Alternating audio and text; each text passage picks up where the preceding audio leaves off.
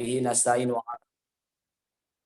ala umuri dunya waddin wassalatu wassalamu ala asrofil anbiya wal mursalin wa ala alihi wa sahbihi ajmain amma ba'du. Yang terhormat pemateri kita, pemateri 1 kami Miftahus Surur Hamidi Putra MSc, dan yang saya hormati pemateri 2 Kak Dr. Isna Widya Paramita, dan yang saya hormati abang kakak semuanya yang telah hadir pada webinar kali ini, yaitu beasiswa kuliah di Eropa. Puji dan syukur marilah kita panjatkan kepada Allah Subhanahu wa taala dengan mengucap alhamdulillahirabbil alamin, dan sholawat kita sanjungkan kepada Nabi besar Muhammad sallallahu alaihi wasallam dengan mengucap Allahumma shalli ala sayyidina Muhammad wa ala ali sayyidina Muhammad, yang kita nantikan syafaatnya di dunia wal akhirah yang telah membawa kita dari zaman kegelapan sampai zaman sekarang yang terang benderang ini. Baiklah, pada hari ini kita yaitu dalam rangka acara webinar beasiswa kuliah di Eropa. Mungkin teman-teman semua pada penasaran ya, karena jarang sekali kan yang mengadakan webinar seperti ini gitu kan. Jadi ini mumpung nih ada pemateri-pemateri luar biasa, ada Kak Miftah sama Kak Isna Widya yang siap memberikan ilmunya, memberikan arahannya kepada kita.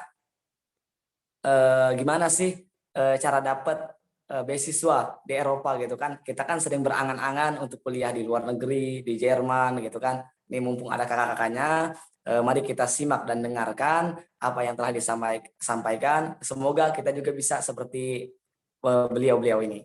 Baiklah, langsung saja kita nggak usah lama-lama. Kita langsung ke pemateri yang pertama, yaitu kepada Kak Miftahus Surur Hamidi Putra MSc. Dengan segala hormat dipersilahkan. Ya, bismillahirrahmanirrahim. Assalamualaikum warahmatullahi wabarakatuh. Shalom alaikum. Namo Buddhaya, Om Swastiastu. Salam kebajikan. Perkenalkan, nama saya Miftahus Surur Hamidi Putra, biasa dipanggil Hamidi kadang kalau di NU Jerman, atau kalau misalkan di umumnya dipanggil Putra, atau ya mungkin bisa teman-teman sekalian bisa manggil saya Putra, nggak apa-apa. Saat ini saya sedang pendidikan PhD di Universitas Ulm di Jerman. Saat ini sekarang sudah semester keberapa ya? Semester kelima menuju semester 6, karena sekarang lagi pergantian semester. Jadi kalau di Jerman itu kalau liburan semester itu dari bulan Agustus sampai Oktober. Jadi kuliah biasa mulai masuk di bulan Oktober. Tapi ya oke. Dan saya sekarang topik risetnya adalah mengenai secara simpel adalah theoretical chemistry. Jadi saya melakukan modeling untuk ya di bidang kimia. Gitu. Ini 10 giga satu hari. Jadi gimana ya? Mungkin aku agak sedikit introduce dulu backgroundku. Jadi saya itu dulu S1 berkuliah di Buat yang ini dicabut aja dulu ya. Iya Pak, dicabut aja Pak. Di tahun 2011, terus kemudian tahun 2011, lulus tahun 2015, kemudian lanjutkan S2 dengan LPDP di 2016. Saya lulus 2015, ada setahun kosong, saya lulus tahun 2016. Saya melanjut S2 tahun 2016 di Universitas Stuttgart di Jerman. Mungkin kalau teman-teman nggak tahu Stuttgart, yaitu pabriknya Mercedes sama Porsche itu di sana, di Stuttgart. Itu terus jurusan fisika, lulus tahun November 2018 dengan beasiswa LPDP gitu kan. Terus kemudian setelah itu lanjut S3 di Universitas Ulm sekarang. Kayak gitu. Mungkin untuk hari ini mungkin kalau LPDP, mungkin kalau menceritakan dari sisi LPDP mungkin teman-teman juga ya sudah banyak lah mengenai tentang LPDP, gimana presentasinya gitu kan, istilahnya gitu, base LPDP, gimana tips and triknya untuk mendapatkan LPDP itu saya rasa udah banyak lah yang bikin presentasi, dan tiap tahun kan juga ada perbedaan syarat. Jadi kalau teman-teman nanya, Kak, syaratnya apa Kak LPDP Kak? Ya lihat aja di websitenya gitu kan, karena kayak zaman dulu nggak ada yang namanya tes psikotes, macam psikotes gitu, sekarang ada kalau nggak salah di LPDP kan. Jadi saya sendiri apa istilahnya mungkin tidak akan menjelaskan beasiswanya LPDP itu sendiri gitu kan, tapi mungkin akan lebih menjelaskan bagaimana sih saya S3 ini dibiayainya seperti apa gitu kan, kayak gitu. Oke, mungkin selain saya juga aktif S3, saya juga aktif di NU Jerman. Ini yang saya jadi background adalah NU Jerman dengan 5 nilainya moderat, seimbang, adil, toleran, bijaksana. Dan saya di NU Jerman itu sebagai tim IT-nya mereka.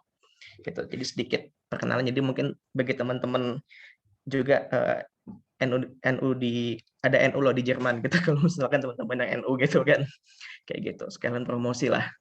Gitu. Oke, jadi saya akan mulai. Jadi sebenarnya kalau mau dibilang beasiswa untuk S3, ini untuk S3 ya khusus. Karena sistem di Jerman itu kan S1, S2 sebenarnya mereka udah disubsidi sama negara. Jadi mostly itu tidak dikenakan tuition fee. Seperti di UK atau mungkin di negara lain itu emang tidak ada tuition fee-nya gitu kan. Ya bisa dibilang hampir nol lah. Mungkin kalaupun ada bayar pun itu kayak misalkan semester tiket. Jadi kalau di Jerman tuh kita setiap kota gitu kan kita dapat kayak fasilitas kayak tiket transportasi yang lebih murah gitu kan di dalam kota itu gitu kan, itu atau mungkin di beberapa daerah satu negara bagian bahkan. Jadi di Jerman itu ada 16 negara bagian kalau teman-teman tahu gitu kan. Dan saya di kota Ulm. Mungkin kalau teman-teman agak asing dengan kota ini kota kelahirannya Albert Einstein. Jadi kalau teman-teman search Albert Einstein lahir di mana, nah itu kotanya. Gitu. Dan kalau di Ulm itu ada menara dengan gereja tertinggi di dunia. Ini mungkin menara gereja tertinggi di dunia yang ini sebagai landmarknya.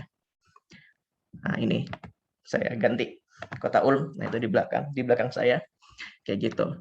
Dan kalau mungkin juga ada rumahnya Einstein juga di depan stasiun, cuma dulu itu kejadiannya adalah rumahnya Einstein itu udah nggak ada karena dibom saat Perang Dunia Kedua. Itu cerita sedikit singkat. Oke, jadi saya ini sebenarnya bukan untuk S3 ini bukan beasiswa sebenarnya. Jadi saya sebagai pekerja di institut. Dan visa saya pun untuk S3 itu bukan visa studi, tapi visa kerja. Kayak gitu. Jadi maksudnya gimana sih Kak? Kok kan biasanya beasiswa gitu kan atau gimana gitu. Jadi sistemnya mungkin gini, yang paling gampang. Jadi si profesor ini punya project dan dia mencari tenaga kerja yang istilahnya bisa mengerjakan proyeknya dia. Dibukalah lowongan pekerjaan sebagai mahasiswa S3 kayak gitu. Jadi dan skema pembiayaannya jadinya kayak semacam digaji gitu. Jadi profesor sudah mengalokasikan duitnya sekian persen gitu kan, berapa lah istilahnya sesuai standar yang di sini gitu kan, sesuai standar kayak gitu. Terus kemudian ya dibayar setiap bulan gitu kan, digaji gitu istilahnya, modelnya kayak gitu. Makanya visanya visa kerja bukan visa studi yang saya dapatkan di sini. Dan ini sebenarnya metode ini sebenarnya sistem ini cukup banyak ya di Eropa Daratan. Saya nggak tahu kalau di UK seperti apa, Mbak Isana itu di UK kan ya, kalau tidak salah. Kalau saya kurang tahu di UK itu seperti apa sistemnya, tapi kalau untuk di Eropa Daratan cukup banyak sistem seperti ini gitu, kayak gitu. Ya, jadi cukup lumayan. Di Belanda juga ada, di Belgia ada, Italia ada juga yang menggunakan sistem ini, metode untuk menerima mahasiswa S3 kayak gitu. Terus apalagi ya? Iya, jadi memang cara ini kenapa saya memilih jalan ini gitu, kenapa nggak ambil beasiswa. Yang pertama, duitnya lebih gede. Itu yang pertama, itu ya kita manusiawi lah. Kita nggak usah munafik, kita nggak butuh duit, enggak lah, kita butuh duit gitu kan. Kita butuh uang lah gitu kan. Kalau misalkan ada tawaran lebih gede, kenapa nggak diambil gitu kan. kecuali beberapa hal tertentu gitu kan. Makanya saya ambil ini karena memang pertama emang duitnya lebih gede. Yang kedua juga ini mungkin sangat berguna buat teman-teman yang sedang mencari pasangan gitu kan, tapi apa istilahnya bingung gitu kan. Karena kan kadang suka ada ya calon mertua misalkan ketika dikenalkan, "Iya calon saya masih kuliah S3," gitu kan, bisa terutama buat cowok ya.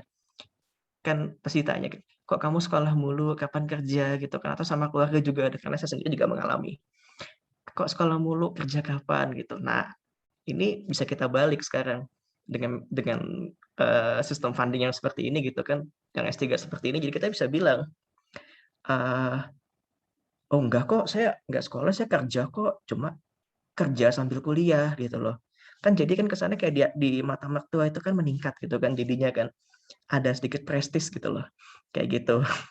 Oke, ini sedikit intermezzo. Terus, pertanyaannya di gimana sih, Kak, untuk mendapatkan ini gitu, first of all aku bilang ini, eee, untuk S3 ya, kalau dari S2 saya belum pernah dengar gitu kan, istilahnya kayak biasanya karena S1, S2 di sini itu kayak kuliah biasa di Indo gitu kan, walaupun ya dan, biasanya beasiswa paling di nggak terlalu banyak lah, tapi paling di AAD sama LPDP yang memungkinkan sih, atau mungkin ada yang pendana beasiswa lain kalau nggak salah buat ilmu sosial, aku lupa, ada beberapa beasiswa. Nah, kalau saya mungkin akan bercerita, bagaimana sih kok saya bisa dapat gitu kan, eee, dapat kerjaan sebagai mahasiswa S3 gitu kan di sini. Jadi yang pertama-tama itu kejadiannya tahun 2018 ketika saya, lulus S2, saya bingung mau lanjut S3 atau sorry, nggak pengen lanjut S3 gitu kan. Terus nyari-nyari lowongan gitu kan, dan lowongan untuk bidang saya gitu kan, untuk atomistic modeling gitu, itu bisa dicari di misalkan website ada di Saike, ada mungkin di Nature Jobs gitu-gitu kan, bisa cari lowongan sebagai mahasiswa S3 gitu kan, kayak gitu. Terus, cobalah melamar gitu kan, ngelamarnya pun juga istilahnya kayak melamar pekerjaan aja gitu. Jadi dan makanya kalau ketika ditanya syaratnya apa, ini tergantung pemberi kerjanya gitu, pemberi lowongan. Ada yang dia minta itu misalkan syaratnya ada yang minta rekomendasi dosen, 2 misalkan atau ya biasanya 2 sih, 2 atau 3 lah, atau bahkan 1 juga kadang ada. Terus ada minta transkrip, ada yang minta, transkrip S2, mungkin transkrip S1 juga kadang suka diminta, ijazah juga kadang suka diminta gitu kan. Ya motivation letter, CV, itu yang pastikan diminta. Sama kemampuan berbahasa Inggris. Nah, ini kemampuan berbahasa Inggris nggak mesti harus punya IELTS sebenarnya, atau TOEFL. Bahkan nggak punya IELTS pun asal kamu emang bisa membuktikan ketika wawancara itu, biasanya kalau kalau oke mungkin dari step-nya dulu, eee, istilahnya secara umum daftar, gitu kan, daftar terus kemudian ada interview, interview kalau diterima ya kerja dapat kontrak gitu kan, kalau enggak ya cari lagi yang lain gitu kan, kayak gitu.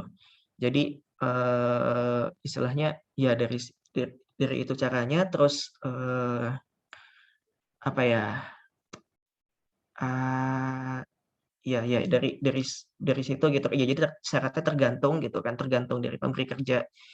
Kalau saya pribadi sendiri, jujur, itu saya cuma ngirim CV dan email yang body-nya itu adalah semacam kayak motivation letter. Jadi, eee, kalau aku ini saran ya buat teman-teman kalau misalkan ketika mencari lowongan S3 gitu kan untuk yang di dengan metode ini gitu kan. Kalau kadang tuh ada yang syaratnya jelas misalkan ada harus motivation letter, harus, ada apa, tergantung gitu kan istilahnya. Kalau misalkan yang syaratnya kurang jelas gitu, biasanya kalau aku udah langsung pancing, aku memperkenalkan diri. Memperkenalkan dirinya tuh kayak nggak cuman, "Ini saya mau daftar S3, ini ada CV saya." Enggak gitu. Tapi saya kenalin, "Ya nama saya Putra, saya sekarang kondisinya di saat itu ya, sedang melakukan tesis gitu kan, udah mau lulus," gitu kan. saya bekerja di tema ini, saya bisa ngelakuin ini, saya tertarik dengan riset Anda karena ini sesuai dengan ketertarikan saya gitu kan di bidang tersebut gitu kan. Dikirim, ada CV-nya gitu kan, saya attach CV saya gitu kan, diterima. Nanti kalau misalkan si profesornya itu, si pemberi kerjanya tertarik gitu kan, dia akan menghubungi kamu gitu kan untuk di interview. Kalau dulu proses interviewnya kalau saya itu interview, dan jadi ini sebelum COVID ya terjadi. Jadi kalau saya itu datang ke universitasnya, terus kemudian ketemu si bosnya gitu kan, kita ngobrol-ngobrol, dia kayak ngejelasin kayak, "Ini loh project saya begini begini begini, selain ini ada project yang lain bla bla bla, tapi kamu funding ini untuk ini," gitu kan. Terus kemudian ditanyain lagi kayak misalkan, ini kondisional ya, kondisional tergantung profesor kayak gimana. Kalau aku kemarin tanya simple, "Kamu kalau ada project gini, apa yang akan kamu lakukan?" Jadi kayak gitu. Jadi kayak dia udah ngedrill lah, aku tuh mau ngapain setelah ini gitu kan. Walaupun faktanya ketika riset berjalan ada banyak perubahan, itu nggak masalah, yang penting kita udah ada gambaran ideas-nya tuh kayak gimana gitu. Kayak gitu, dan tipikal bosku adalah tipikal kalau yang sangat membebaskan, dalam tanda petik membebaskan mahasiswa S3 untuk berkreasi sesuai, tapi masih tetap sesuai patronnya dari si project itu sendiri, kayak gitu. Kalau kata dia kan kamu udah S3 gitu, kalau S1, S2 kamu masih dibimbing, tapi S3 kamu udah harus punya ide sendiri, itu kata dia. Oke, fine, kayak gitu. Terus habis itu wawancara, karena dulu masih kantin buka gitu kan, karena sebelum pandemi gitu kan, makan siang bareng dia dibayarin makan siang gitu kan. Ya sebenarnya transport dari Stuttgart ke Ulm juga dibayarin gitu kan, kayak gitu, dibayarin. Terus makan siang bareng dia, ya diskusi, ngobrol, ya ngobrol yang apalah istilahnya, yang santai-santai lah, sampai nanya riset negara kamu gimana, dia nanya kayak gitu kan. Terus setelah itu saya presentasi depan institutnya, presentasi mengenai topik tesis saya, kayak gitu. Saya ngerjain apa, terus juga ditanya-tanyain, jadi kayak dibantai jilid 2 gitu. Misalnya kalau di tesis aja ada sidangnya dibantai, ini ada sidang jilid 2 gitu, dalam tanda petik. Jadi bukan sama pembimbing tapi sama calon pembimbing S3 gitu. Kayak gitu. Udah, terus nanti akan ada berapa waktu akan dikasih keputusan terima atau enggak gitu. Dan oh ya, satu lagi, kalau misalkan pas interview di sini kan, kalau kita orang Indo kan kadang kayak suka agak malu-malu ya bertanya gaji, akan ditanya kita akan digaji berapa gitu kan istilahnya. Kalau di sini tuh kita boleh nanya gitu kan, kalau misalkan kadang memang udah dicantum gitu kan, dicantum kamu akan sebulan dapat berapa gitu kan, tapi kalau misalkan di sini itu kayak normal ketika kamu nanya, "Oh gaji saya, kamu akan digaji sekian sekian sekian," gitu, kalau misalkan nggak dikasih tahu di lamarannya. Ini mungkin ini ya, ada standarnya dari Jerman sendiri gitu kan, kalau mengenai perkiraan berapa gaji yang yang akan kamu dapatkan setiap bulan. Ini namanya TVL, ada standarnya, biasa TVL, Tarifvertrag für öffentliche Dienstverländer. Dan biasanya kalau untuk S3 itu grupnya itu E13. Kalau masih tahun pertama stufnya itu Stufe 1, Stufe 1, kayak gitu. Terus oke, terus kemudian oh ya, untuk ininya kadang kan suka ada ditulis tuh kalau di contoh lamaran pekerjaan itu kan suka ininya jam kerjanya misalkan 67, ada yang 50%, 67%, atau 100%. Ini maksudnya gini, kamu akan digaji misalkan 67% dari total keseluruhan. Jadi kayak misalkan seminggu itu 40 jam kerja. Kalau Indonesia 40 jam, kalau di sini 39,5. Ya let's say 40 lah. Nah, kalau untuk S3 itu ada yang full 100%. Misalnya kalau full 100% itu sudah 75 sampai 100% itu sama udah dibebankan ngajar. Ada yang 67%, ada yang 50 sampai 67% gitu. Jadi kayak berarti hitung aja kalau misalkan 1/3 dari 40 2/3 dari 40 berarti sekitar 28 jam lah ya. Kira-kira kayak gitu tuh 67%. Kayak gitu. Nah, itu bisa dihitung gitu. Di sini bisa dihitung gitu kan. Misalkan ini brutonya segini gitu kan. Sebulan bruto kamu 2.700. Ya, ya ini monat bruto ada bawahnya kayak gitu kan. Secara per tahun ini 32.757 euro. Terus kemudian tapi dipotong pajak penghasilan, terus kemudian asuransi kesehatan. Jadi ini asuransi kesehatan tuh udah dipotong gitu kan.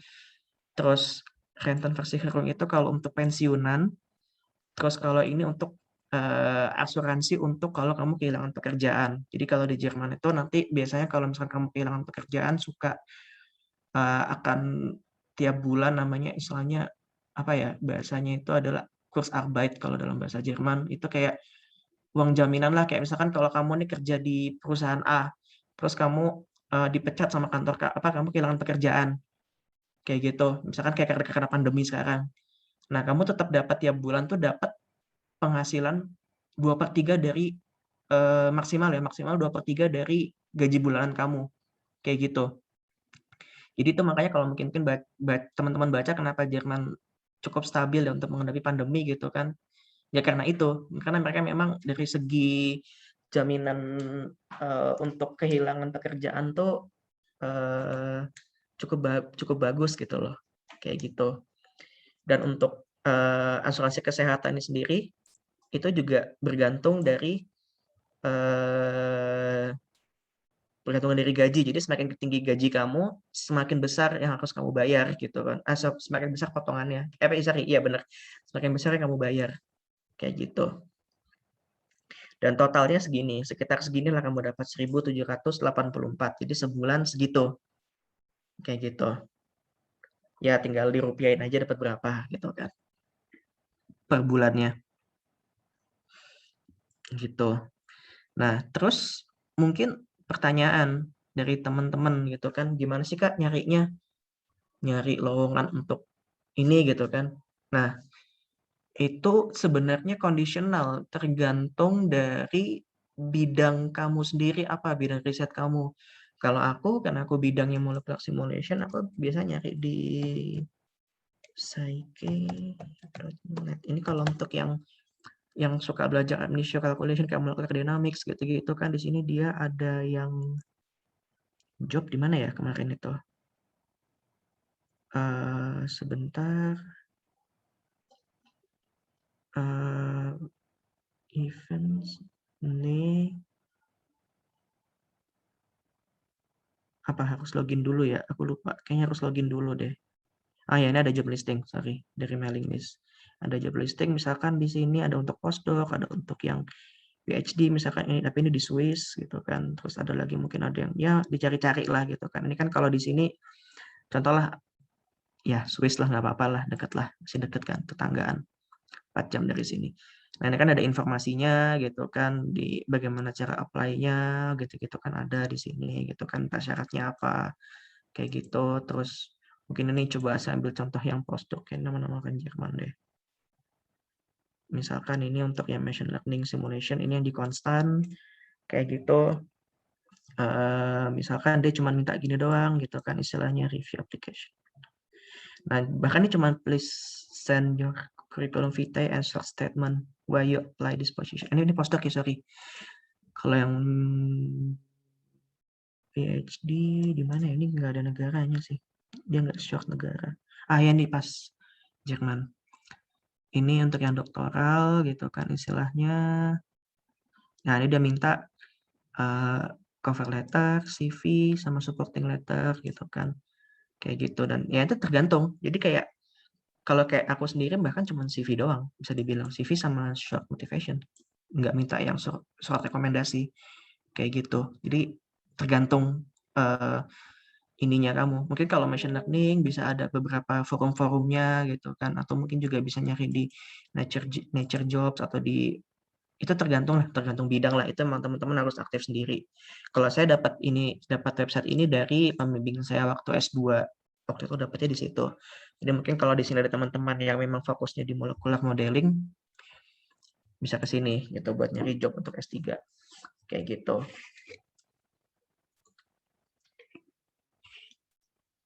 kayak gitu. Oh iya, mau nanya ini nanti sesi tanya jawab gimana? Langsung bisa langsung ketika saya ngasih share gini atau nanti ada sesinya? Sesi tanya jawab nanti Kak, pas selesai pemateri, semuanya selesai baru kita buka sesi tanya jawab. Seperti itu Kak. Oke, oke. Oke, itu sih palingan kalau dari aku sendiri sih sebenarnya. Dan memang jadi kalau misalkan di bayangan teman-teman misalkan kayak ada drama misalkan, wah daftar beasiswa harus tes IELTS gimana Kak, ya aku juga pernah tes IELTS sih. Waktu tapi kan untuk S2 kan yang LPDP kan dulu. Kalau yang ini kan enggak, bahkan dia cuman bener-bener nggak minta syarat bahasa sama sekali dan dia akan lihat ketika mereka nyambung dengan kamu ngomong saat interview, ya mungkin akan diterima gitu kan istilahnya. Dan ya kayak lamaran kerja aja lah istilahnya. Itu sih.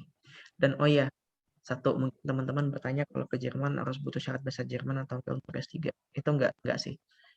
Banyak ya mungkin beberapa bidang masih ada minta kemampuan S3 tapi banyak juga yang enggak, ya tinggal dibaca-baca aja kayak requirement-nya kayak gimana, kayak gitu. Itu sih. Ya mungkin kalau dari saya cukup. Maaf. Assalamualaikum warahmatullahi wabarakatuh. Waalaikumsalam warahmatullahi wabarakatuh.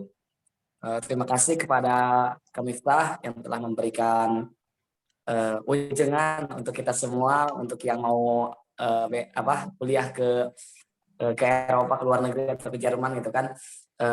Untuk teman-teman semua jangan dulu beranjak dari forum, dari grup Zoom, karena kita ada pemateri kedua, yaitu kakak kita Kak Isna Widya Hikmah Paramita. Kepada Kak Isna dipersilahkan. Oke, terima kasih. Assalamualaikum warahmatullahi wabarakatuh. Selamat sore ya teman-teman semua. Sangat menarik sekali tadi cerita dari Kak Hamidi terkait dengan PhD di Jerman, karena kebetulan saya juga sedang mencari PhD, dan memang saya banyak disarankan oleh teman-teman saya yang di UK yang sudah PhD itu untuk mencari PhD yang memang menggaji kita gitu. Karena ya kalau dibandingkan dengan scholarship, stipennya itu 2 kali lipat biasanya.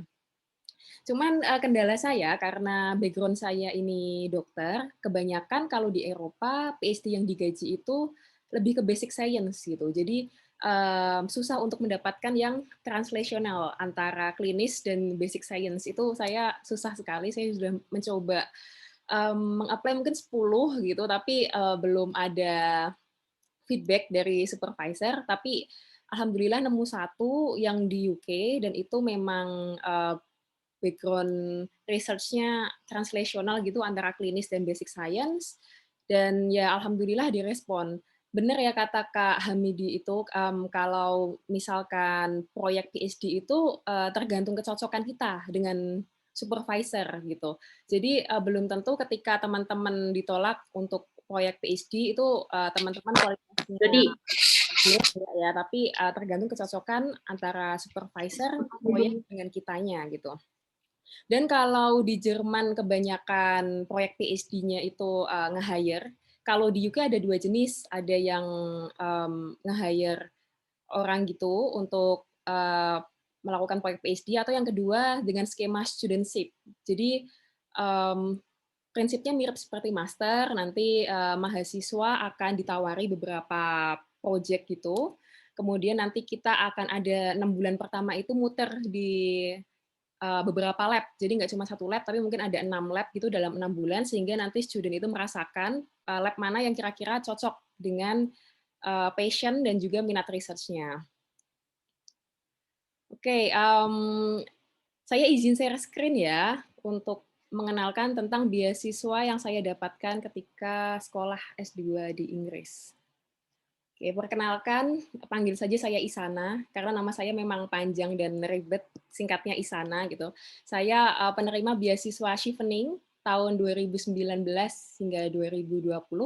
Jadi beasiswa Chevening ini beasiswa dari pemerintah Inggris, dan saya studi di The University of Glasgow, lokasinya di ujung atas Pulau Inggris di Scotland gitu, dengan mengambil bidang Immunology and Inflammatory Disease. Gambar ini adalah kampus saya ya di Glasgow. Univ ini sudah sangat tua, jadi universitas tertua keempat di English speaking country. tahun 1451 berdirinya, jadi sangat tua sekali. Dan karena dia sudah well established, culture di sana juga sudah sangat mix ya, jadi mix culture. Kalau mungkin bayangannya sekolah di Inggris itu kebanyakan orang Inggris native, tapi kalau di kampus Glasgow ini kebanyakan malah orang Asia. Jadi banyak yang dari Cina, Indonesia, India, itu banyak sekali. Dan karena banyaknya international student di univ tersebut, fasilitas yang diberikan oleh student juga banyak ya, terutama sangat support sekali untuk mahasiswa Muslim, karena ada beberapa musola, baik di bangunan utama maupun di perpustakaannya, kemudian juga makanan halal banyak di kantin maupun di sekitar kampusnya, karena banyak imigran dari India, Pakistan, Bangladesh yang biasanya menjual makanan halal di sekitar kampus. Jadi sangat mudah sekali gitu untuk menjaga ibadah selama kuliah di sana. Nah, ini terkait dengan beasiswa Chevening. Jadi kalau teman-teman pengen tahu seperti apa sih aktivitasnya selama di UK, itu bisa ngelihat Instagramnya ya, Chevening @cheveningfcdo. Silahkan lihat Instagramnya, di situ biasanya aktivitas-aktivitas awardee di-post di situ. Nah, beasiswa Chevening ini termasuk yang well established juga, jadi sejak tahun 1983. Oleh karena itu, sudah lebih dari 50.000 profesional yang sekolah di UK menggunakan beasiswa ini. Beasiswa ini bisa membiayai master saja ya, jadi nggak bisa buat PhD, nggak bisa buat S1, jadi hanya master. Masternya pun juga yang taught program. Jadi master itu ada dua, ada yang taught program sama yang research program. Jadi kalau yang taught master itu biasanya 6 bulan kuliah seperti biasa, kemudian 3 bulan terakhir baru melakukan tesis atau disertasi. Sedangkan yang research master biasanya kuliahnya itu hanya 1 bulan awal, kemudian sisanya itu full research di lab gitu. Dan selain master juga bisa fellowship, tapi yang Chevening ini hanya membiayai fellowship terkait Islamic Studies di Oxford. Kemudian untuk syaratnya juga relatif mudah. Kalau misalkan beasiswa lain mempersyaratkan IELTS di awal, LOA di awal, Chevening ini hanya membutuhkan esai, 4 jenis esai tentang leadership, networking, future plans, dan juga course apa yang akan kita ambil selama di UK. Dan menariknya lagi juga nggak ada batasan usia. Jadi kalau misalkan teman-teman sudah pernah ngambil S2, kemudian pengen ngambil S2 lagi di UK, itu bisa menggunakan beasiswa ini. Atau mungkin sudah PhD, kemudian pengen ngambil S2 lagi juga bisa gitu. Jadi nggak ada batasan usia, nggak ada batasan persyaratan maksimal pendidikan, itu nggak ada. Dan juga nggak ada batasan apply berapa kali. Biasanya kan kalau beasiswa ada ya maksimal apply 2 kali, setelah itu nggak boleh. Nah kalau Chevening ini silahkan mencoba sebanyak-banyaknya, itu tidak masalah. Kalau pengen tahu info lebih lanjutnya, bisa dicek di www.chevening.org. Nah, kemudian yang di-cover apa saja? Jadi, full tuition fee selama di UK, kemudian juga stipend. Stipendnya ini tiap tahun selalu naik ya, karena menyesuaikan dengan inflasi tiap tahunnya. Kemudian tiket pesawat bolak-balik, dan juga tambahan lain kalau misalkan ada emergency case gitu. Misal kemarin waktu saya di UK itu kan awalnya belum ada pandemi, kemudian di tengah-tengah tiba-tiba ada pandemi, sehingga ketika saya pulang ke Indonesia harus PCR, dan PCR-nya itu mahal gitu, dan itu ternyata bisa di-cover gitu. Juga ketika teman-teman yang tahun ini mau berangkat ke UK, karena Indonesia masih red list ya, jadi harus karantina selama 2 minggu, dan biaya karantina 2 minggu di hotel itu kan mahal sekali ya kalau di UK, dan itu bisa di-cover juga oleh pihak Chevening. Hanya saja kalau teman-teman pengen mengambil MBA, Master of Business Administration, itu ada maksimal cap-nya, maksimal 22.000 per tahunnya. Tuh. Kemudian untuk waktunya kapan sih buka pendaftaran gitu. Tiap tahun ya, tiap tahun Chevening selalu membuka pendaftaran, dan biasanya antara bulan Agustus sampai November gitu. Jadi ada sekitar 4 bulan ya, Agustus, September, Oktober, November ya, 4 bulan untuk mendaftar beasiswa ini.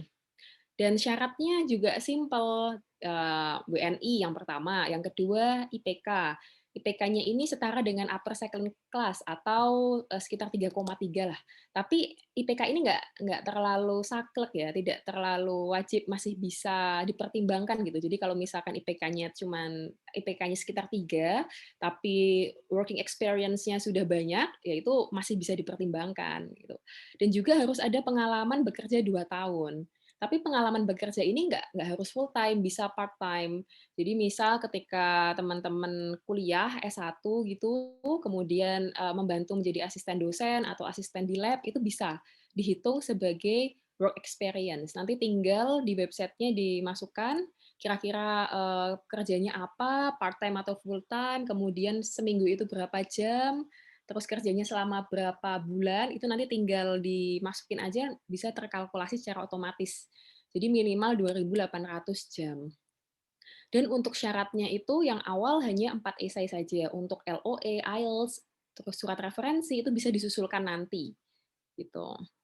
Kemudian setelah kita mensubmit esai, nanti sekitar bulan Februari awal itu nanti akan ada notifikasi apakah kita masuk shortlist atau tidak gitu. Apakah esai kita lulus apa enggak.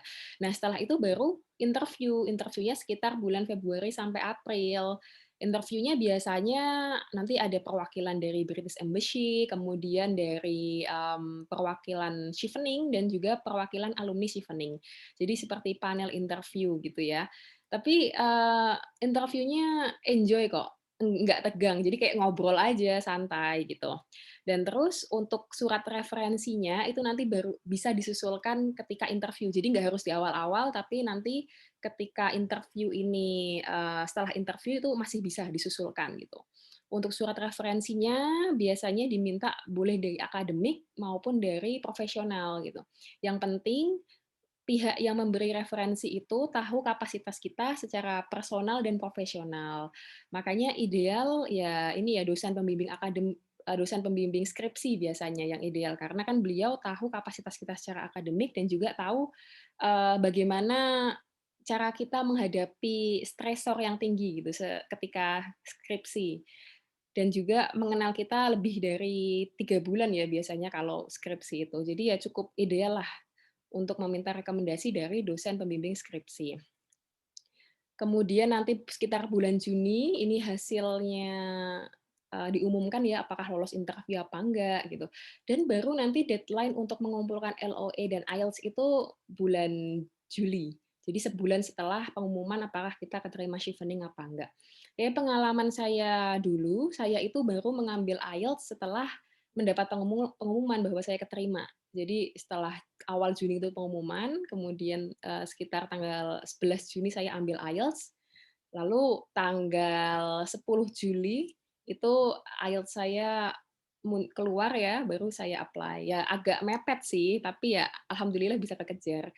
Nah, tapi sebaiknya teman-teman kalau mau daftar dipersiapkan jauh-jauh hari ya. Terutama IELTS itu kan kadang-kadang nggak sekali langsung bisa dapat, tapi harus nyoba berkali-kali gitu. Nah, sayang banget kalau misalkan teman-teman sudah lolos beasiswa Chevening, kemudian ternyata IELTS-nya nggak memenuhi, kan jadinya gagal, nggak jadi berangkat. Tuh. Nah, kemudian untuk course-nya sendiri, itu sebenarnya bisa subjek apapun gitu. Nanti tinggal dicari aja di websitenya Chevening, di Find a Course, tinggal dimasukkan universitasnya mana atau course-nya apa yang diinginkan.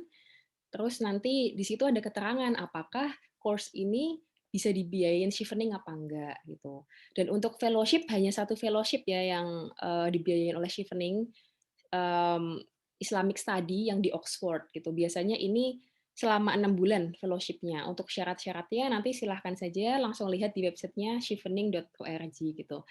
Dan juga untuk course ini karena di UK itu sangat spesifik ya. Jadi misalkan terkait dengan sistem imun gitu. Sistem imun di Univ A dan Univ B itu walaupun judul course-nya sama, tapi isinya bisa beda. Misal di Univ A itu dia sistem imunnya lebih ke arah autoimmune disease, penyakit autoimun. Sedangkan di Univ B itu lebih ke arah infectious disease atau penyakit infeksi gitu.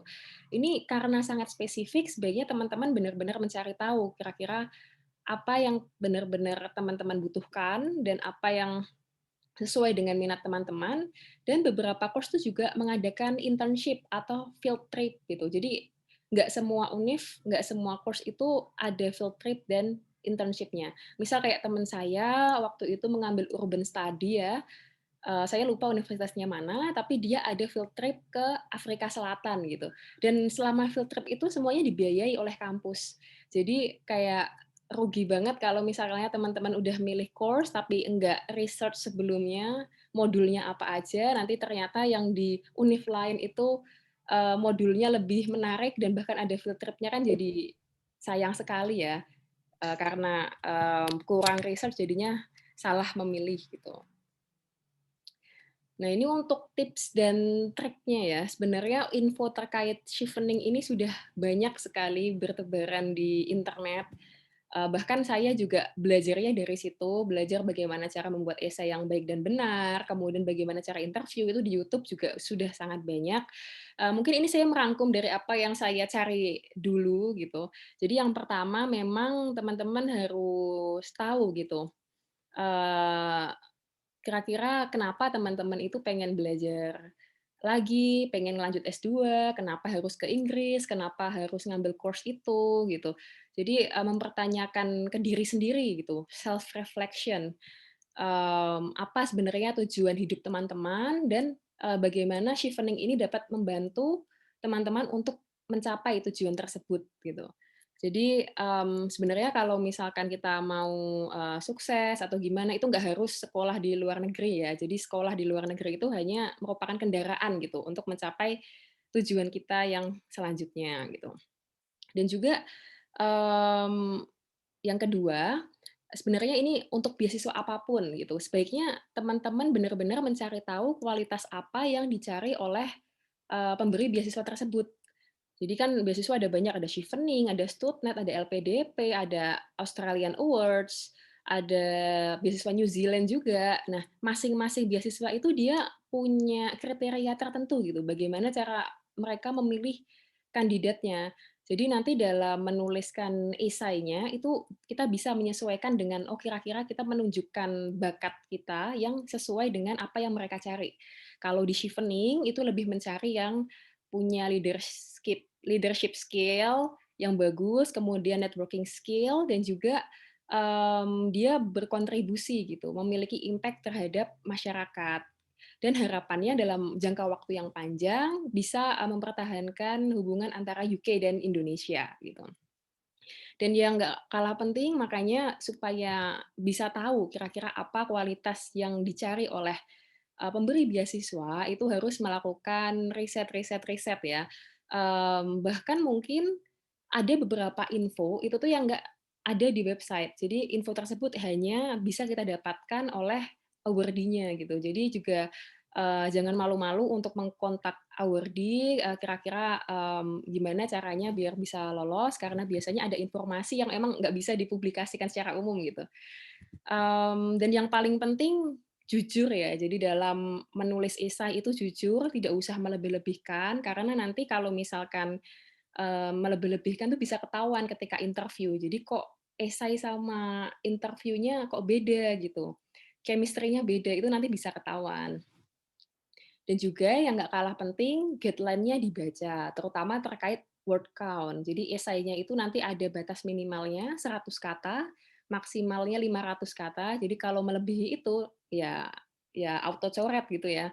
Jadi nggak bisa lulus oleh sistemnya. Ini esainya ada 4 kalau di Chevening. Leadership, terkait networking, terkait belajar di UK. Jadi belajar di UK ini tentang course apa aja yang akan kita ambil. Jadi nanti kita harus menulis 3 course yang akan kita ambil apa, kemudian alasannya apa, kenapa kita mengambil course tersebut.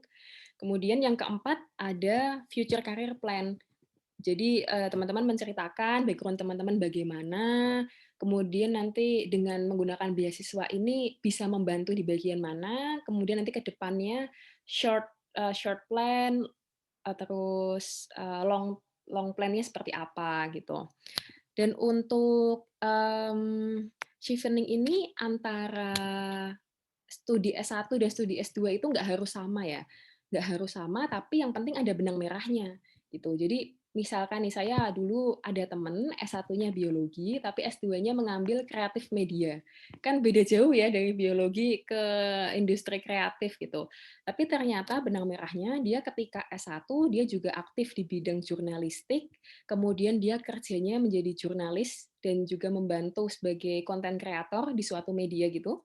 Oleh karena itu S2-nya dia mengambil kreatif media untuk bantu di karir dia di bidang jurnalistik gitu. Nah, untuk menjelaskannya pun juga ada ini ya, ada caranya ya. Jadi misalkan di networking nih, nanti kan ada pertanyaannya gitu. Nah, terkadang teman-teman itu hanya menyebutkan pengalaman dia pernah menjadi apa. Jadi kayak cuman mention ya dia pernah menjadi panitia ini, pernah menjadi ketua panitia ini, pernah ikut di konferensi ini yang ketemu dengan banyak orang gitu, tanpa menjelaskan bagaimana proses networking itu dibuat gitu. Jadi ya lebih baik nanti teman-teman ambil 1 atau 2 contoh saja dari networking yang pernah teman-teman lakukan, kemudian nanti menjelaskannya menggunakan metode STAR. Metode ini sangat membantu sekali ya dalam menjelaskan apapun, baik dalam menulis essay cheapening maupun juga ketika di IELTS itu kan ada task 2 ya, itu juga sangat membantu. Jadi situation dijelaskan dulu pada waktu itu situasinya seperti apa, misalkan ikut konferensi nih, konferensinya nasional atau internasional, kemudian dihadiri oleh beberapa banyak orang, kemudian peran kita di sana sebagai apa, apakah sebagai peserta atau sebagai pemakalah ya, yang presentasi gitu. Kemudian dijelaskan tugasnya teman-teman apa pada waktu itu. Misal pada waktu itu teman-teman presentasi kemudian bertemu dengan seorang profesor ya yang sebagai jurinya gitu ya. Kemudian action apa yang dilakukan. Nah, untuk menambah networking mungkin pada waktu itu akhirnya setelah selesai presentasi mengajak ngobrol profesornya terkait dengan riset apa yang sedang beliau lakukan di lab beliau, kemudian bertanya-tanya terkait dengan kira-kira ada nggak peluang untuk master by research atau PhD di lab beliau gitu. Nah, terus sebagai nanti hasilnya teman-teman ceritakan kira-kira respon beliau itu seperti apa. Nanti kalau ternyata bisa bertukar kontak ya disebutkan. Jadi untuk menjaga networking dengan profesor, misalkan saya minta emailnya dan setelah itu memfollow up lagi melalui email terkait dengan proyek yang beliau tawarkan. Nah gitu. Jadi menjelaskannya itu secara kayak cerita ya, secara apa ya? Menggunakan contoh dan juga jelas gitu bagaimana cara teman-teman membangun network, bagaimana cara mempertahankan network, dan bagaimana cara menggunakan network itu untuk kepentingan teman-teman sendiri maupun kepentingan orang lain. Jadi misalkan kalau waktu itu di fakultas atau di univ teman-teman sedang mengadakan konferensi kemudian butuh pembicara gitu, kemudian teman-teman punya kontak si profesor ini dan teman-teman bisa membantu menghubungi profesor ini untuk menjadi pembicara di konferensi yang diselenggarakan di univ teman-teman. Itu juga bisa diceritakan dalam esainya. Dan yang nggak kalah penting, to the point ya jawabannya. Jadi jangan wordy, karena tipe esainya British itu straightforward, to the point. Dan juga karena bidang kita itu terkadang terlalu detail, sehingga kita ini harus menghindari pemilihan kata-kata yang terlalu spesifik terkait bidang kita. Oleh karena itu kita meminta pendapat orang lain atau teman kita gitu untuk memproofreading esai kita. Jadi setelah kita nulis, kita tanyakan ke teman, kira-kira kamu paham nggak tentang esai yang aku tulis? Kira-kira ada kata-kata yang terlalu advance atau terlalu spesialis yang nggak paham nggak? Nanti kalau misalkan ada ya itu harus diganti gitu. Karena yang menyeleksi esai ini berbeda bidangnya dengan kita. Bayangkan kayak esai kita itu dibaca oleh British Embassy ya, oleh diplomat. Kan diplomat kalau misalkan bidang saya kedokteran, diplomat tidak paham istilah-istilah kedokteran gitu. Oleh karena itu saya harus menjelaskannya dengan bahasa awam. Seperti itu.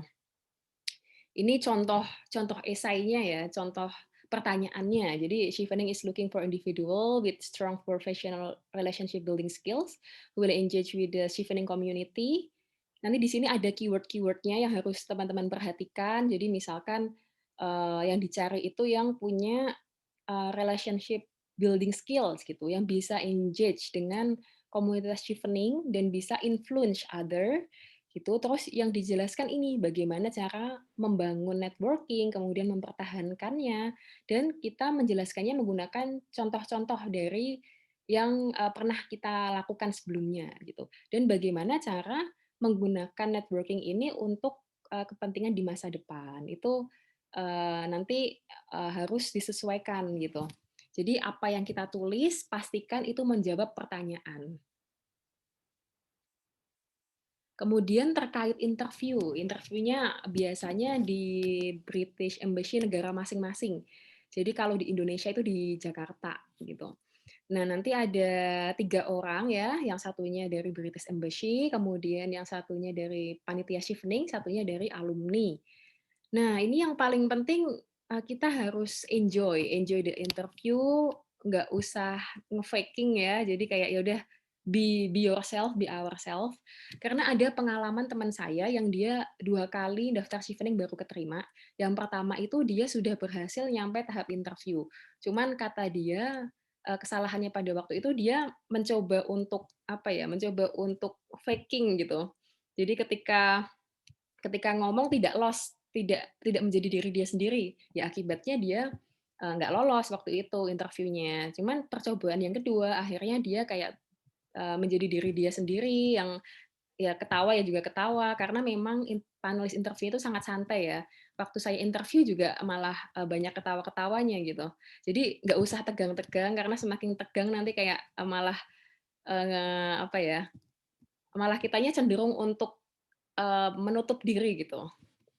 Dan ini ya, kalau misalkan kita sudah lulus tahap esai, tahap awal, itu biasanya secara kapasitas kita itu sudah dipercaya bahwa kita sudah sesuai dengan apa yang Chevening mau. Interview ini tujuannya hanya untuk memvalidasi esai kita gitu. Untuk melihat apakah memang esai yang kita buat itu benar-benar diri kita gitu kan. Ada ya yang mungkin esainya dibuatkan atau mungkin esainya itu menggunakan jasa gitu sehingga kata-katanya lebih rapi dan terlihat lebih bagus. Tapi ketika di interview kok ternyata orangnya beda gitu kan, auranya kelihatan ya. Aura ketika membaca esai itu kan ketika membaca esai kita bisa menangkap gitu. Oh kira-kira orangnya itu seperti ini. Tapi ketika di interview kok beda gitu. Itu akan kelihatan gitu. Dan Chevening panelis ini sudah menginterview banyak sekali orang dan hal seperti itu pasti akan sangat mudah sekali untuk mereka spot ketika interview. Dan oleh karena itu nggak kalah penting untuk kita membaca dulu application kita sebelum kita melakukan interview. Karena misalkan pada waktu case saya ada beberapa di future plan itu yang ternyata tidak terjadi ketika saya interview. Oleh karena itu di awal-awal saya sudah menjelaskan bahwa future plan saya itu akan sangat berbeda dengan apa yang akan saya ceritakan karena memang kondisinya seperti ini gitu. Jadi nggak ada masalah untuk menceritakan secara jujur ya apa yang sedang terjadi pada waktu itu gitu. Nah, yang nggak kalah penting supaya lancar ya kita dalam menjawab pertanyaan karena ini interviewnya menggunakan bahasa Inggris, kita harus mock interview. Jadi latihan interview berkali-kali gitu. Jadi tujuannya supaya nggak grogi sih. Karena kalau grogi kan kadang-kadang kita lupa sehingga kita nggak bisa jawab pertanyaan gitu kan. Kayak saya kemarin itu mock interview nyampe 10 kali lah latihan-latihan terus, kira-kira udah enak belum cara saya menyampaikannya, kemudian udah santai belum pembawaannya saya, kemudian kelihatan fake apa enggak, apa kelihatan diri saya yang sebenarnya, itu nanti kita minta feedback ke teman gitu, apakah interviewnya udah enak atau belum gitu.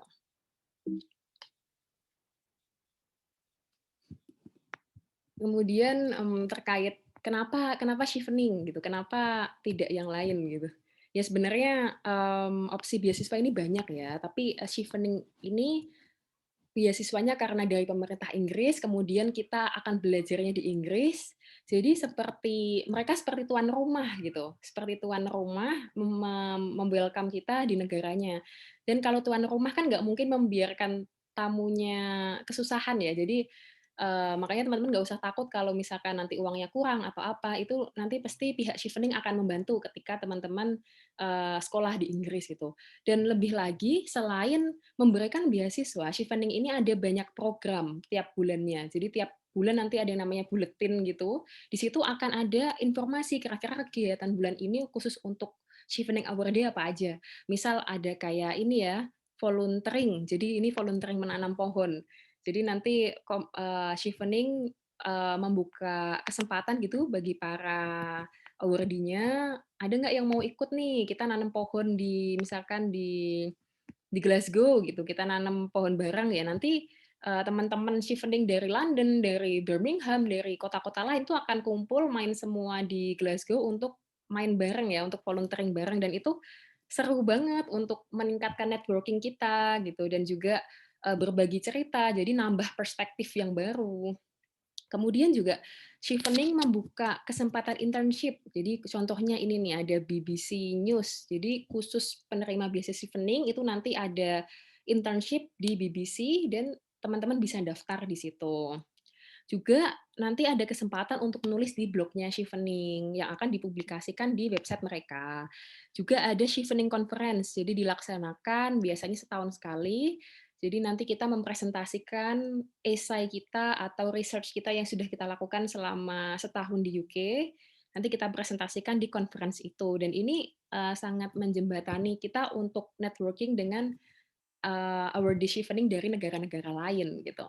Jadi bayangkan ketika teman-teman sekolah di UK itu tergabung dalam network alumni yang sangat besar dan itu lebih dari 160 negara di seluruh dunia ya. Jadi nanti kalau misalkan teman-teman mau ada conference di negara mana atau conference di Jerman atau lagi ada kerjaan di misalkan di South Africa, itu nanti teman-teman bisa mengkontak teman-teman Chevening yang dulu pernah ketemu ketika studi di Inggris gitu. Jadi sangat apa ya, sangat menyenangkan sekali gitu punya banyak teman-teman dari berbagai negara. Jadi kalau kita main ke sana kita punya teman yang bisa dihubungin. Tuh.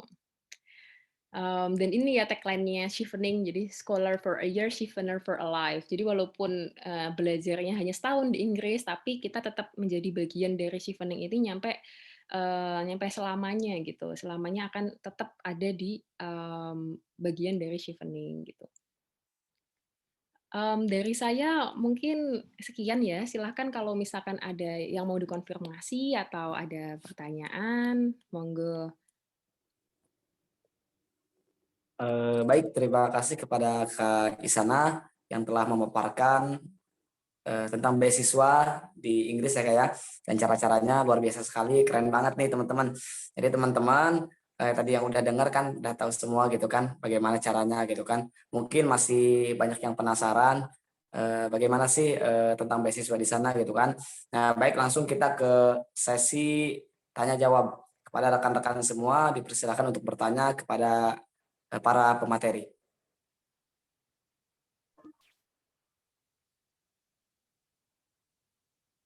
Yang ingin bertanya boleh di-on-kan kameranya.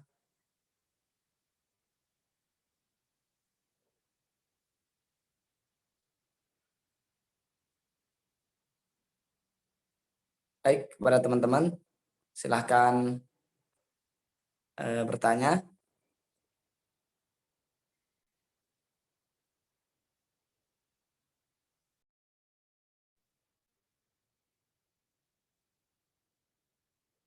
Mungkin sebelum teman-teman bertanya Kak, mungkin saya pribadi sebagai moderator juga ingin bertanya karena juga saya juga pengen juga gitu kan kuliah di sana tuh. Ini Kak, untuk kuliah di sana itu kan ada berbagai macam jalur ya Kak ya, lewat mana gitu kan. Nah, ada nggak sih Kak beasiswa, saya ingin bertanya kepada Kak Isana, ada nggak sih Kak di sana beasiswa prestasi gitu dalam bidang akademik atau seperti apa untuk beasiswa ke luar negeri? Dan kalau kita dapat beasiswa itu Kak, apa biaya pendidikan udah pasti ditanggung gitu kan? Terus untuk biaya hidup kita apa ditanggung juga nggak Kak sama pihak sana gitu Kak? Mungkin itu saja Kak. Oke, terima kasih atas pertanyaannya. Ini langsung jawab aja ya. Ya, langsung jawab aja, Kak. Oke, jadi beasiswa itu banyak sekali ya, nggak cuma Chevening, tapi juga ada LPDP dan juga UNIF itu sendiri juga menyediakan beasiswa. Untuk beasiswa berprestasi kalau di Glasgow sendiri itu ada, jadi namanya tuh Excellent Scholarship kalau nggak salah diberikan oleh Universitas Glasgow, tapi itu hanya menanggung separuh dari tuition fee. Jadi nanti teman-teman harus membayar separuh dari tuition fee-nya dan juga tidak ada stipend gitu. Tapi kalau beasiswa LPDP ya, saya ada teman di Glasgow juga yang ada dari jalur prestasi. Untuk yang LPDP mungkin Kak Hamidi bisa menambahkan ya karena Abur di LPDP mungkin lebih tahu terkait jalur prestasi di LPDP. Saya sudah tidak update lagi mengenai Oh, LPDP, mungkin bisa langsung. iya, iya. Karena sudah berbeda juga gitu. Udah jauh banget karena memang LPDP tiap tahun itu kan apa ya, ada syarat-syarat yang baru gitu kan. Kayak dulu aku nggak ada psikotes, sekarang ada ya kan, yang Iya. jadi masuk headline news itu kan. Mm-mm. Ya udah beda. Dan selain dari UNIF, itu juga ada dari Commonwealth, dari pemerintah UK sendiri, sebenarnya nggak cuma Chevening, tapi ada yang namanya Grit Scholarship, itu ada, terus ada namanya Marshall Scholarship ada, jadi banyak-banyak aja nyari tahu beasiswanya tuh apa aja, biasanya dipajang di website website universitasnya. Jadi misal teman-teman pengen lanjut apa, dicari dulu di course itu, nanti ada di bawahnya. Jadi scholarship yang tersedia ada ini. Nanti coba aja cari tahu sendiri karena ada banyak banget scholarship yang tersedia saat ini.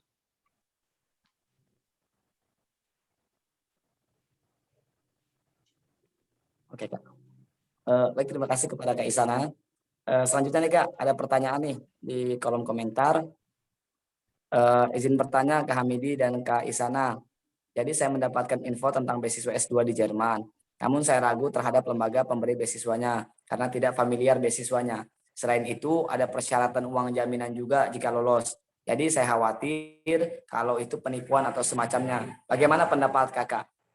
Boleh Nah ini kepada dia.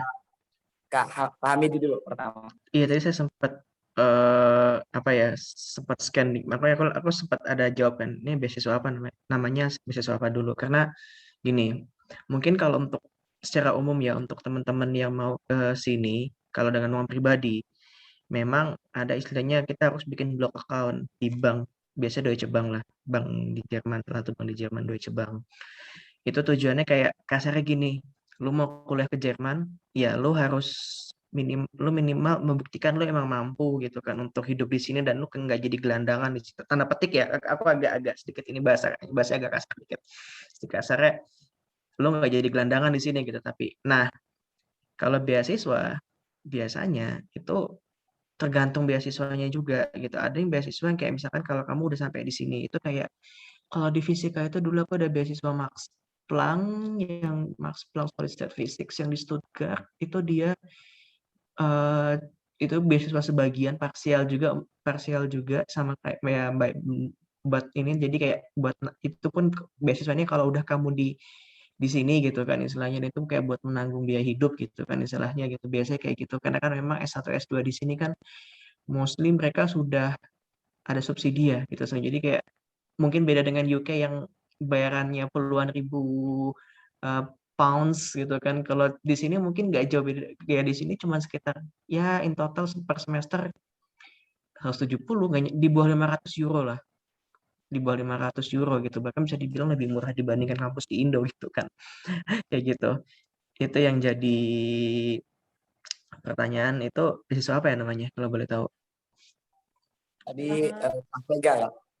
ya, nggak apa-apa kalau disebutkan di sini, Kak. Oh nggak apa-apa, nggak apa-apa, nggak apa-apa. Jadi, saya dapat infonya itu beasiswa dari lembaga EduChange Indonesia. Saya baru dengar. Itu aku baru dengar. Jadi, memang beasiswanya katanya S2-nya di Jerman, kemudian ada biaya homestay dulu, jadi ada persiapan. Jadi kursus bahasa Inggris, kursus bahasa Jerman, itu ditanggung mereka dulu, tapi kita sistemnya kerja sama kedinasan katanya. Jadi sambil kita persiapan, sambil kuliah, kita juga harus kerja 30 jam per minggu. Terus S2-nya maksimal 2 tahun, tapi itu jaminannya dan uang jaminannya ketika kita dinyatakan lolos beasiswa, itu menurut saya memang cukup besar gitu. Jadi takutnya malah dimanfaatkan, terus tiba-tiba hilang gitu loh. Iya. Oke, oke. Aku kira tadi kayak nama misalkan kayak ada apa kayak misalkan kayak aku lupa siapa sih nama Helmut Kohl Stiftung mungkin atau apa ternyata oke dari Indo. Itu kayak jadi sistemnya kayak sama aja kayak agen sih sebenarnya sih karena kayak sama aja kayak kamu ujung-ujungnya ya kamu kuliah ke sini dengan biaya sendiri jatuhnya. Sampai ratusan juta nggak biayanya? Enggak.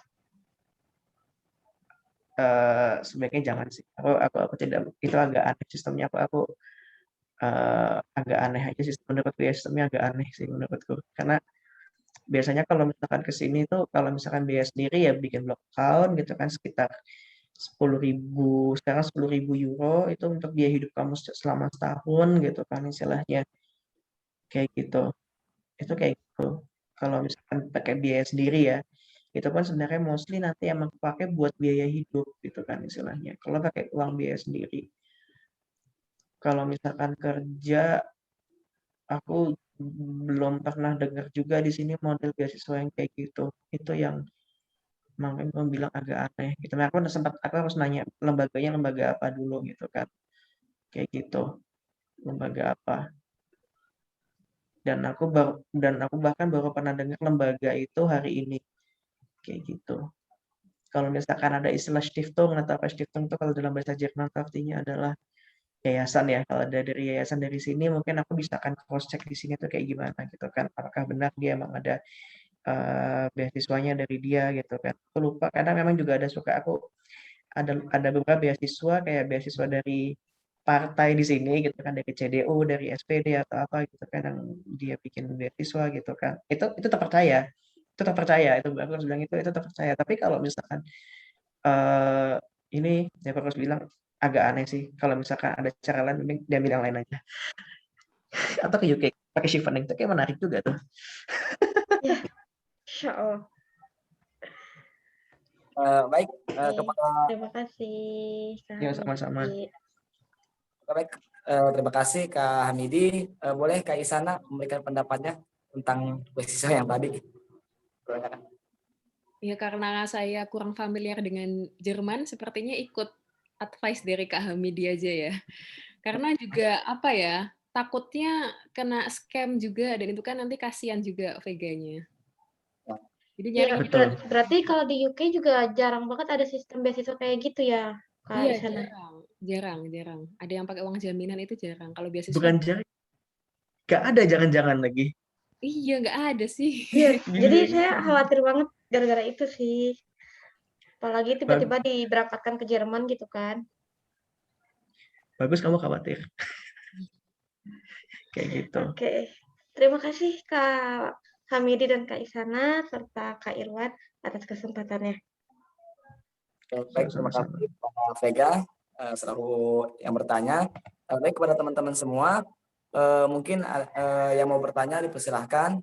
Ini tadi ada Kak Retno Aulia Ramadhani. Boleh Kak, kalau ingin bertanya? On-kan kamera. Bismillahirrahmanirrahim. Assalamualaikum warahmatullahi wabarakatuh. Waalaikumsalam warahmatullahi wabarakatuh. Sebelumnya terima kasih Kak Iriansyah atas kesempatannya dan terima kasih juga kepada pembicara Kak Miftah dan Kak Isana atas materinya. Izin bertanya Kak, sebenarnya saya cukup banyak pertanyaannya dan ini pertama terkait dengan Kak Miftah itu untuk beasiswa kan kebetulan saya baru lulus S1 jadi pengen tahunya tuh tentang beasiswa S2 di Jerman tuh apakah ada syarat IELTS-nya atau kita boleh kayak dikasih kesempatan gitu belajar bahasa Jerman 1 tahun atau gimana Kak? Itu untuk Kak Isana. Tadi kan Kakak sempat membahas tentang esai gitu ya Kak, kita harus jujur gitu. Nah, ada nggak sih Kak tips-tips gimana bikin esai jujur tapi kita menjual gitu diri kita. Terus tadi juga Kakak bilang kalau chevening tuh kita bisa beda jurusan. Nah, itu misalnya nih kayak saya sains terus pengen ke manajemen bisnis, apakah kan kayak nggak punya basic manajemen bisnis kan di S1-nya. Terus gimana tuh Kak ke sananya apabila nanti kita langsung S2? Masih bisa lagi nggak nanya? Ada banyak pertanyaannya. Ya udah Atau Didi. Kalau aku kan nggak apa-apa. Aku jawab dulu mungkin 1-2 pertanyaan, nanti kalau ada ini Oke. nanti tinggal ini aja biar aku juga nggak lupa juga gimana. Oke, boleh Kak. Oke, jadi dari pertanyaan kamu, terima kasih Mbak Retno atas pertanyaannya. Yang pertama adalah kalau misalkan beasiswa di sini ada beberapa tadi kan, ada istilahnya ada yang ada DAAD juga, ada yang LPDP, itu kan mereka sendiri juga kalau nggak salah memang meminta syarat IELTS, dan untuk masuk S2 sendiri itu tergantung kampus. Aku harus bilang, kamu jurusan apa? Teknik geologi. Apa? Teknik geologi, Kak. Geologi. Iya, Iya. itu kayaknya emang ada, itu kayaknya udah lumayan juga sih, kayaknya beberapa yang buka untuk yang bahasa Indonesia, bahasa Indonesia lagi, bahasa Inggris gitu kan. Jadi memang Jerman sekarang juga memulai banyak beberapa institusi pendidikan yang mereka membuka kelas dalam bahasa Inggris. Jadi untuk kelas siap internasional dalam bahasa Inggris itu tidak membutuhkan syarat bahasa Jerman, for sure, kayak gitu. Dan IELTS-nya pun to be honest tergantung kampus, tapi ada beberapa kampus untuk fisika ya terutama, ada yang masih 5,5, ada yang masih 5,0 masih terima, itu masih ada di sini kayak gitu, karena dia syaratnya menurut CFR itu Common European Framework for Language, itu yang CFR itu dia standarnya dia A1 A2. Biasa masyarakat kalau nggak B1 ya B2 biasanya B2 deh, B2 dalam bahasa Inggris. Itu kalau di IELTS kan sekitar mulai dari 5,5 kalau nggak salah, 5,5 sampai 6,5. 6,5 itu adalah perbatasan dari B2 ke C1 kayak gitu. Jadi kalau untuk yang kelas internasional aku harus bilang butuh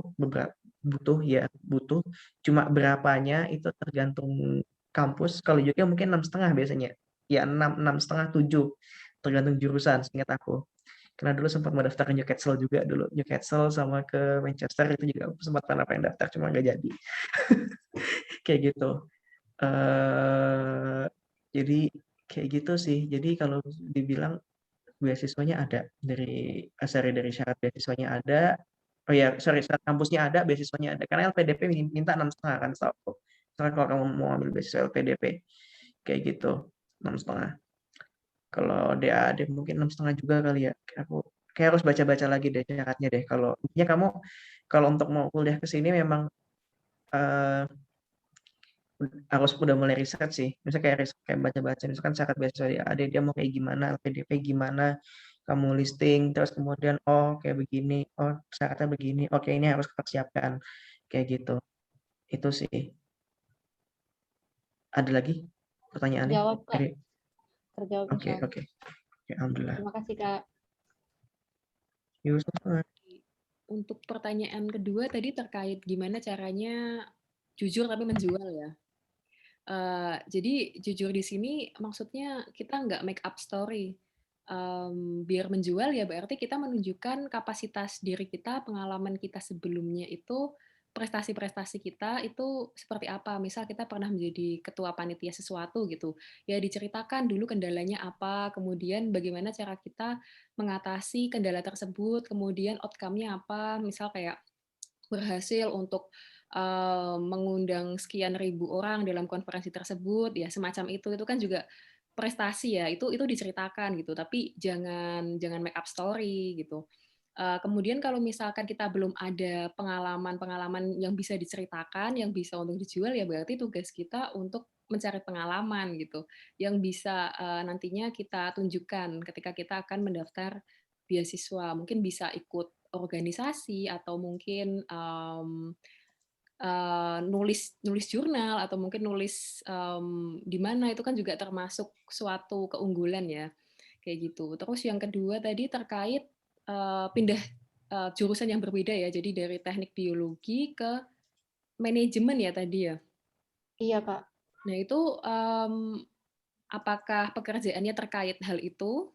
Kalau misalkan setelah mungkin S1-nya teknik biologi, kemudian kita berkecimpung di dunia bioindustrialization. Jadi kayak apa ya? industri di biologi itu kan juga ada kaitannya dengan manajemen dan bagaimana cara kita memasarkan suatu produk dari bioteknologi gitu. Itu kan juga mungkin bisa menjadi bridging yang bisa diceritakan dan bisa menjustifikasi kenapa kita mengambil jurusan manajemen ekonomi tersebut. Jadi yang penting di sini walaupun jurusannya berbeda tapi kita harus bisa menjelaskan alasannya, menjustifikasi kenapa kita mengambil jurusan tersebut dan bagaimana jurusan yang berbeda tersebut bisa mendukung karir kita ke depannya. Itu harus jelas alasannya gitu. Gimana Retno? Mbak Retno menjawab apa enggak ya? Iya, terjawab. Alhamdulillah, Kak. Oke. Terima kasih kepada Kak Isana sama dengan Pak Hamidi yang telah menjawab. Terima kasih juga kepada Mbak Retno yang telah bertanya. Baik, untuk teman-teman, boleh satu pertanyaan lagi terakhir untuk teman-teman yang ingin bertanya, dipersilahkan. Kita masih ada waktu. Ini Mbak Retno tuh ada pertanyaan lagi, seingat aku. Masih ada pertanyaan lanjutan dia. Oh. Untuk Kak Retno, boleh kalau ingin bertanya lagi. Baik, terima kasih, Kak. Yang berikutnya, itu kalau misalnya nih Kak, kan ada tuh yang dapat beasiswanya, tapi dia tetap stay di Indonesia karena masih pandemi ya. Nah itu perhitungannya gimana ya? Apakah tetap uangnya dikirim, apa gimana gitu? Terus pengen nanya ini sih kayak tantangan yang dihadapi sama kakak-kakak saat persiapan, itu apa aja? Terus pas proses udah keterima, itu gimana gitu? Menyesuaikan dengan siswa-siswa di sana, ada nggak sih kayak apa namanya, kan takut misalnya mereka lebih pintar dan sebagainya, terus kita takut mau catch up sama mereka tapi gimana gitu sih Kak. Terima kasih.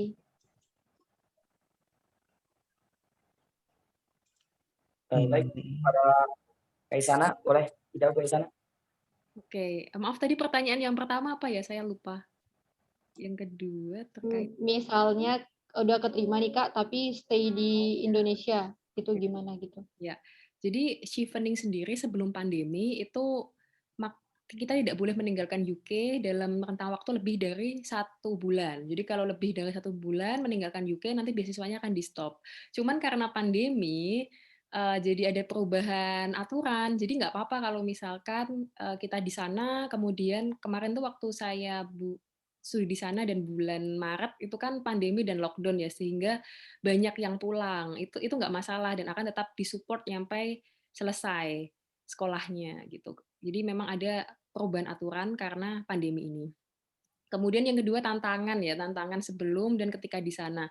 Kalau bagi saya sih yang paling takes time itu tes IELTS. Jadi persiapan IELTS sendiri saya sampai 1 tahunan gitu dan saya 2 kali ngambil itu belum mencapai skor yang diinginkan sehingga ngambil yang ketiga itu baru bisa lolos gitu.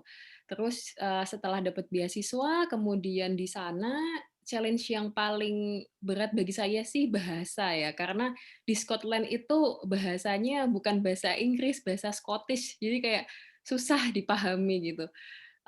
Tapi ya alhamdulillah itu hanya butuh waktu ya. Jadi 3 bulan adaptasi bahasa, alhamdulillah bisa. Kemudian adaptasi terkait akademik. Jadi di UK ini kan masternya cuma setahun dan itu kayak padat banget.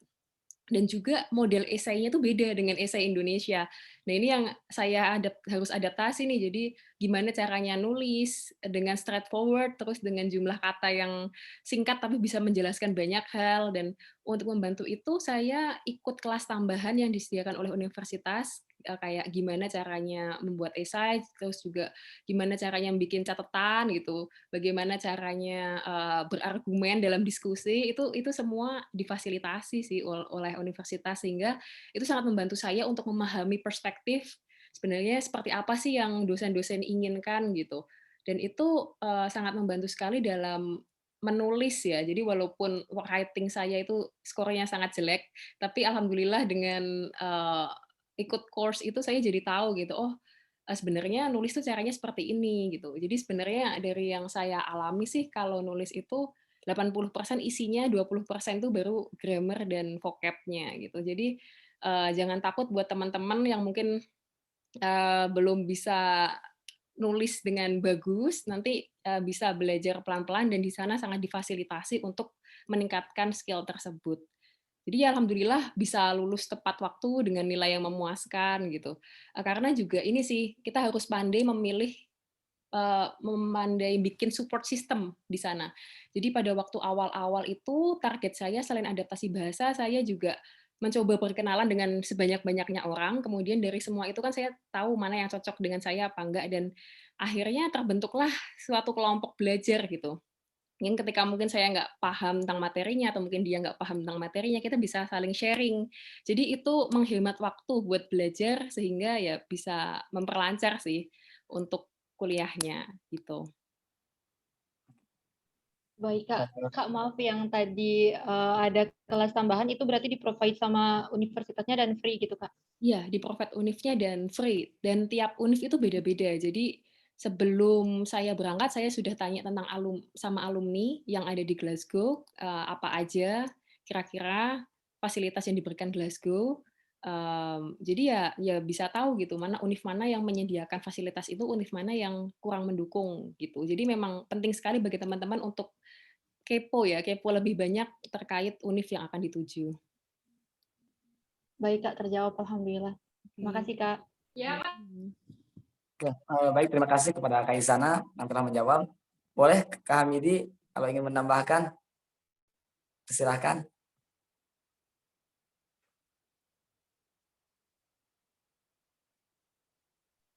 Kak maaf masih di mute Kak mic-nya. Oke, mohon maaf. Mungkin kalau mau ditanya adaptasi gimana ya mungkin lebih banyak di S2 sih sebenarnya sih, karena kan awal baru pertama kali ke Jerman itu kan ya memang pas saat S2 kan.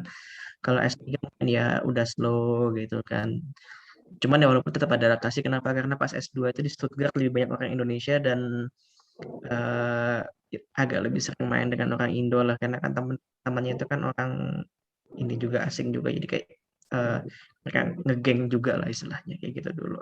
Beda dengan S3 yang mau gak mau ya karena teman kerja gitu kan, jadi kayak lebih membaur lah gitu kan sekarang. Adaptasinya dari pergaulan seperti itu gitu kan.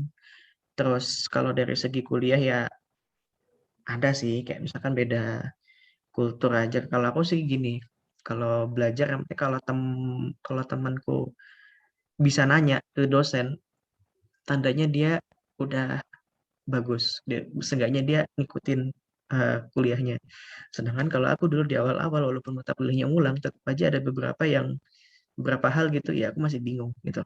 Kayak masih menyesuaikan.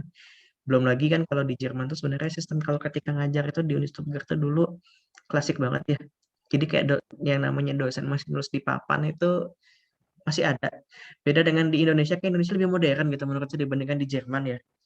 Kayak gitu. Karena di Jerman sendiri juga yang namanya ngirim transfer uang ke bank itu kan ya butuh waktu sehari. Jadi kamu ngirim sekarang nyampenya besok. Ini serius, ini bukan bercanda. Ini serius. Jadi Indonesia lebih modern sebenarnya dibandingkan Jerman kalau kita lihat secara sekilas gitu kan. Dari sisi ngajar juga masih nulis gitu, masih nulis benar-benar nulis di papan tulis. Kayak gitu. Nulis mata kuliah di cuman bedanya mungkin kalau mata kuliah di Indo yang aku rasakan ini langsung aku perbandingan aja langsung kali ya. Dosen itu kalau bikin soal ujian itu based on-nya mata kuliah yang lalu gitu kan, dari buku lah. Kalau aku pengalamanku di sini enggak, yang benar-benar update, ada case problem, ada masalah yang lebih update lah gitu yang dijadikan soal ujian kayak gitu. Jadi lebih bervariasi gitu dan tidak bisa diduga soalnya apa. Itu sih mungkin kalau dari segi detail kuliah di sini gitu kan. Kayak gitu. Itu sih perbedaannya. Sisanya nggak ada sih. Kayak aku pertama ke Jerman, oh ini Jerman, oh oke, udah gitu aja. Nggak ada yang wow ke Jerman, nggak kayak gitu kok. Atau di Jerman juga masih ada mural-mural coret-coretan yang kalau di Jakarta misalkan Babang Tampan was here ya, itu juga ada lah kayak gitu-gitu. Kayak gitu. Jadi nggak kaget sih. Baik, terima kasih kepada Kak Isana dan Kak Hamidi yang telah menjawab. Baik, mungkin kegiatan kita pada sore hari ini kita cukupkan sampai di sini. Untuk teman-teman semua, saya ingatkan kembali bahwa kita masih ada beasiswa session selanjutnya, masih ada beasiswa Insan Cendekia sesi kedua. Jadi untuk rekan-rekan semua nanti kami infokan kembali untuk beasiswa selanjutnya. Jadi kami harap rekan-rekan semua untuk bisa ambil gabung lagi untuk acara webinar kali ini. Baiklah, Mas Irwan, sebelumnya ini Mbak Isana nggak disuruh nyanyi dulu apa gimana ini? Lagu penutup satu lagu lah.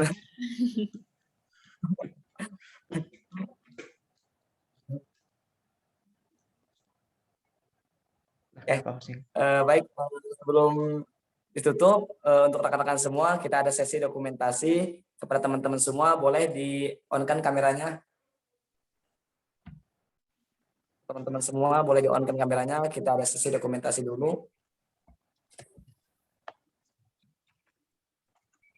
Baik, silakan kepada teman-teman semua di-on-kan kameranya. Masih banyak yang belum on kamera.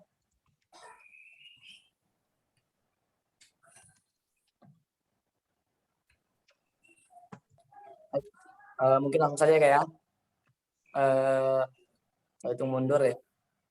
3, 2, 1. Sekali lagi Kak. 3, 2, 1. Oke, baik. Terima kasih kepada pemateri Kak Isana dan Kak Hamidi yang telah memberikan ilmu dan membagikan pengalamannya kepada kami semua. Semoga kami semua yang ingin bercita-cita untuk kuliah di Jerman, di Inggris, di Eropa, dan lain sebagainya bisa mengikuti jejak kakak-kakak semua. Baik, terima kasih kepada semuanya. Saya sebagai moderator undur diri. Wabillahi taufiq wal hidayah. Wassalamualaikum warahmatullahi wabarakatuh. Waalaikumsalam warahmatullahi wabarakatuh. Terima kasih banyak semuanya.